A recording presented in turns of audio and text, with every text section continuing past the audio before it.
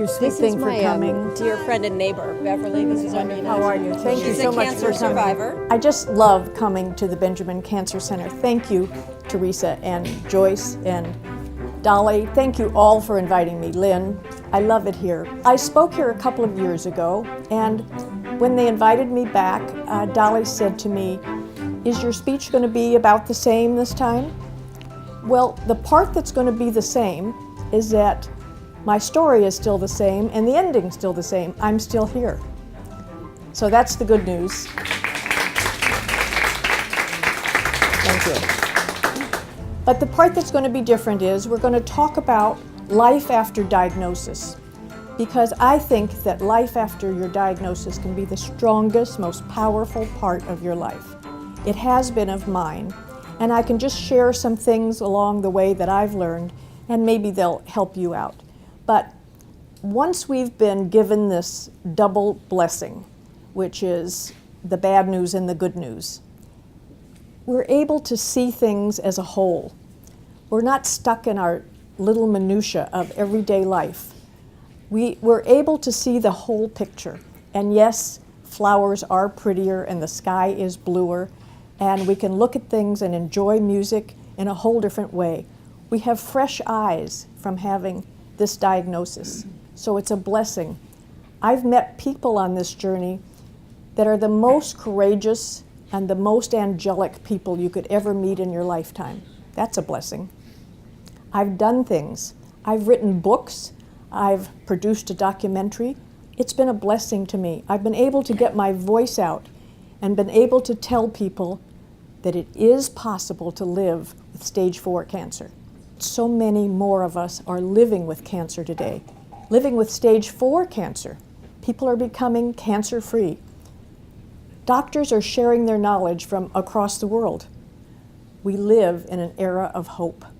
By this time, the pathology had come back, and they found out that I did indeed have sarcoma, 4th stage, metastasized, uteral stromal sarcoma, inoperable.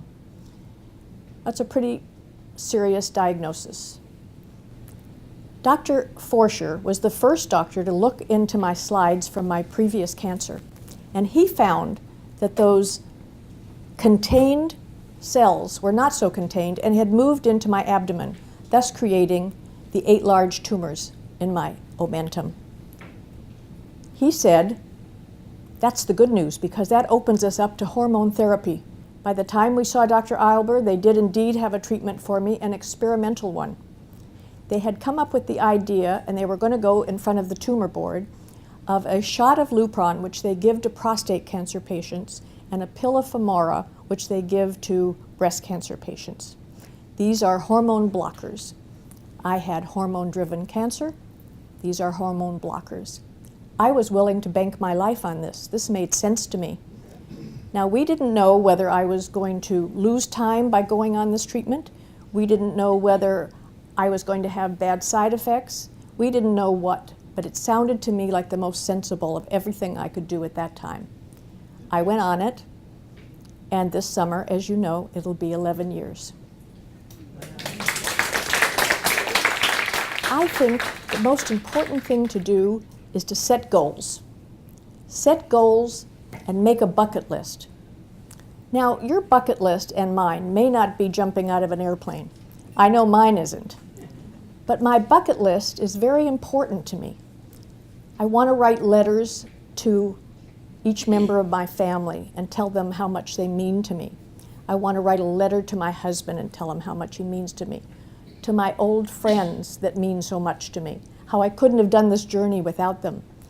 I want to speak in certain places. I want to get to as many cancer patients as I can and tell them it is possible. This is doable. Throw your body and your mind behind this and your spirit. This is possible.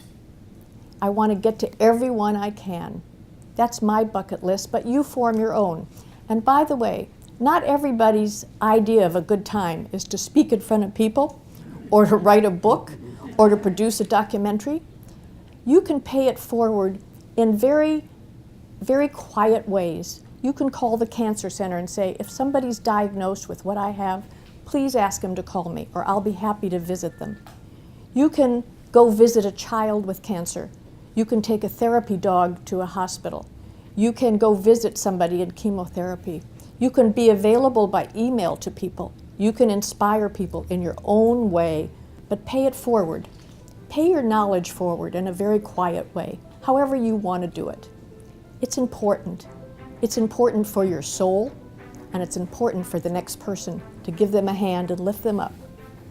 I want to make my legacy something that I'm proud of. I want to speak out loud and live out loud as much as I can. And I think you can too. Live out loud in your own way. Let yourself be heard. But I want to leave you with this. When you come to the edge of all that you know, you must believe in one or two things. You will be given earth on which to stand, or you will be given wings. We have been given wings. All of us. Let's fly.